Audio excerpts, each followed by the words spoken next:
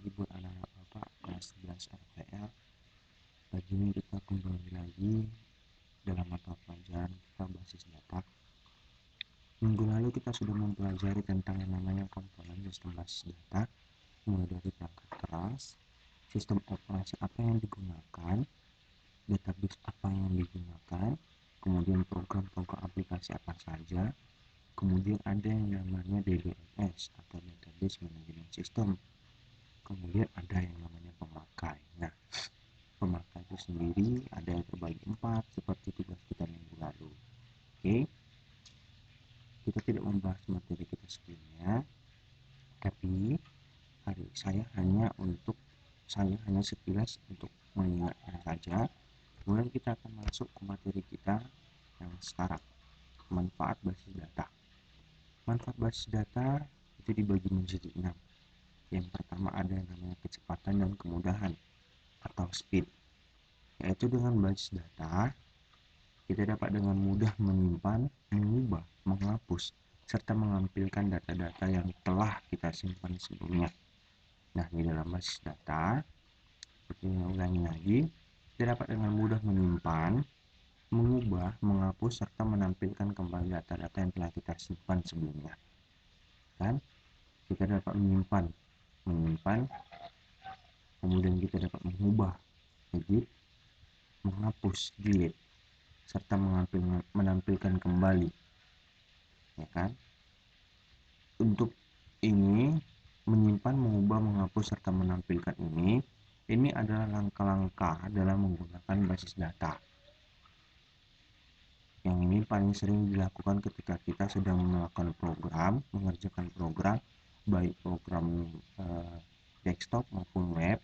Nah, trik-trik seperti ini yang sering kita pakai. Ketika kita punya data, berarti kita simpan ke dalam database. Pakai coding apa? Mengubah, berarti kita ambil dari database, kemudian kita tampilkan, baru kita ubah. Pakai coding apa? Menghapus juga seperti itu. Kemudian menampilkan juga sama. Ini ada di halaman 5 di buku cetak kalian. Coding-codingnya apa? Nanti untuk lebih jelasnya kita masuk ke prakteknya, dan kemungkinan besar praktek kita akan datang ke sekolah langsung dan kita akan praktekkan langsung. Kemudian nomor 2, efisiensi ruang penyimpanan atau space, yaitu memungkinkan adanya kelebihan basis data bisa dikurangi bahkan dihilangkan dengan menerapkan fasilitas integritas referensial yang terdapat dalam pengelolaan basis data.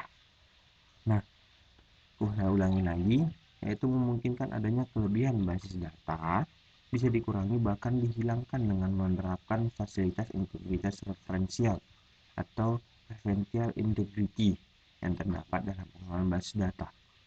Ini terjadi jika ketika kita sudah mengerjakan atau sedang mengerjakan program kita, baik desktop maupun web kita, dan kita tuh memiliki database yang banyak dan tidak dibutuhkan gitu, tidak penting atau tidak perlu. Nah, kita dapat menghapusnya itu dengan menerapkan fasilitas integritas referensial tadi. Kita dapat menghapusnya, jadi kita hanya gunakan yang perlunya saja, karena di dalam basis data itu ada minimum penyimpanannya. Jadi database yang nggak penting atau tabel-tabel di dalam database kita yang nggak penting kita dapat hapus. Kemudian kita dapat mengurutkan dia menjadi sebuah tabel yang berintegritas gitulah. Jadi saling berhubungan satu sama lain dengan metode ini, integritas referensial ini.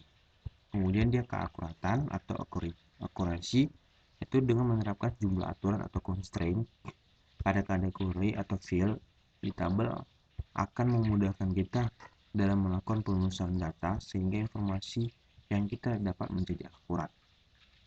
Saya ulangi lagi, yaitu dengan menerapkan sejumlah aturan atau constraint pada kategori field di tabel akan memudahkan kita dalam melakukan penelusuran data sehingga informasi yang kita dapat menjadi akurat. Menerapkan sejumlah aturan pada kategori atau field. Nah, ini biasa terjadi jika kita mempunyai banyak tabel.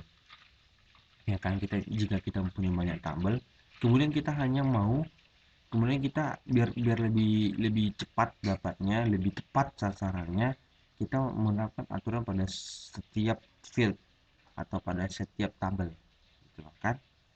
Contoh misalnya kita mempunyai 10 tabel. Dalam tabel ini ada apa namanya, field yang sama dalam semua tabel, ya kan.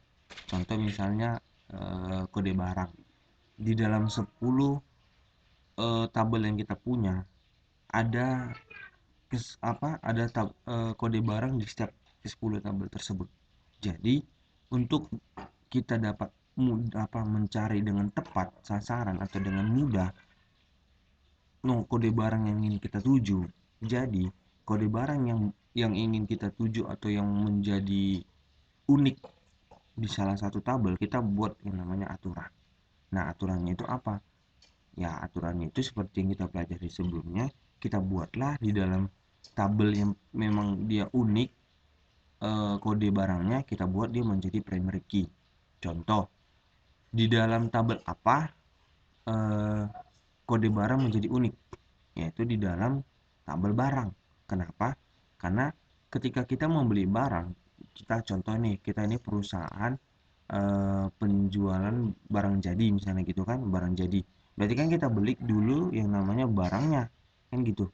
Kita kan nggak memproduksi barang, kita hanya menjual. Berarti barang yang mau kita jual kita beli dulu, kan? Atau kita ambil dulu dari gudang. Nah, dari gudang kan membeli dulu kan gitu. Nah, barang yang datang itu akan tercatat yang pertama namanya itu adalah kode. Nah, di dalam tabel barang ada kode barang. Di dalam tabel penjualan juga ada barang, ada kode barang. Tetapi di dalam tabel barang, kode barang itu menjadi unik di situ.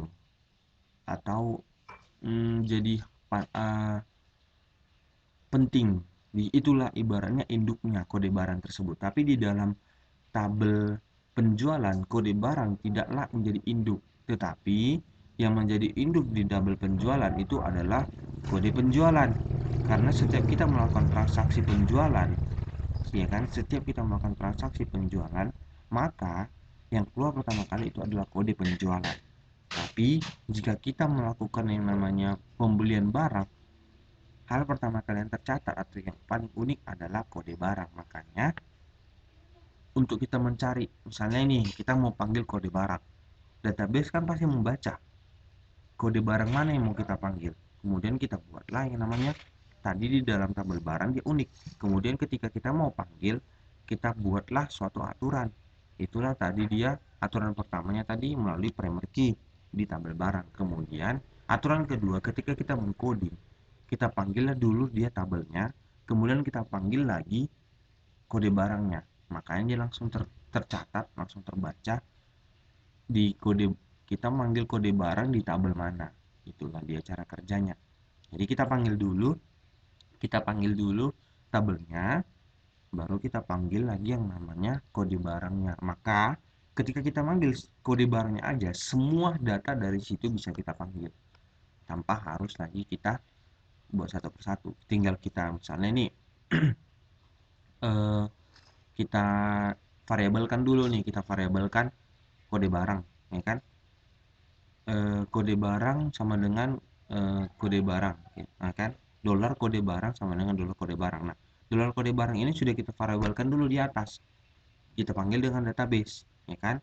Kita panggil dari database, kita panggil dengan sesuai tabelnya, kemudian kita variabelkan di bawah. Maka semua data-datanya itu yang di dalam tabel barang maka akan terpanggil semuanya. Nah, itulah dia. Jadi dia lebih cepat, lebih akurat, dan juga ketersediaan barangnya juga ketersediaan dari informasi yang didapat itu lebih lebih akurasi gitu, lebih cepat dapatnya. Kemudian ini ada namanya ketersediaan atau completeness, yaitu lengkap atau tidaknya informasi yang diambil dari suatu database tergantung user yang mengolahnya. Nah, seperti yang saya katakan tadi, jika kita sudah membuat yang namanya primary key di dalam setiap